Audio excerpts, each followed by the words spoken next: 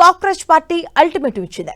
నిరసనకారులపై police చర్యలు కొనసాగుతున్నాయని, కేసులు ఉపసంహరణపై కేంద్రం తమకు ఇచ్చిన మాటను ఉల్లంఘిస్తుందని సీజేపీ ఆరోపించింది. మళ్లీ దేశవ్యాప్త నిరసనలు ప్రారంభిస్తామని హెచ్చరించింది. కేంద్ర విద్యాశాఖ మంత్రిగా ధర్మేంద్ర ప్రధాన్ రాజీనామా తర్వాత సీజేపీ తన నిరసనను విరమించింది. కేంద్రంతో చర్చల సమయంలో విద్యార్థులపై కేసులు ఎత్తివేతపై కేంద్రం అంగీకరించిందని సీజేపీ చెబుతుంది. కేసులు విత్డ్రా చేయకపోతే నేటి నుంచి మళ్లీ ఉద్యమిస్తామని హెచ్చరించారు.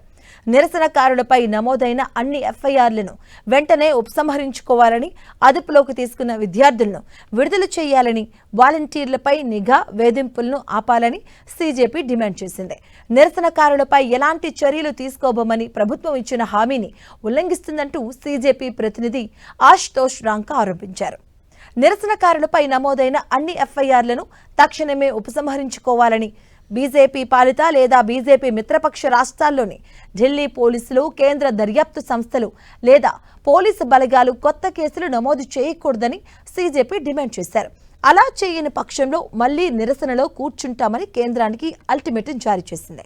కేసులు ఎత్తివేస్తామన్న హామీని లిఖితపూర్వకంగా తమకు రేపటిలోగా ఇవ్వాలని సీజేపీ కోరింది.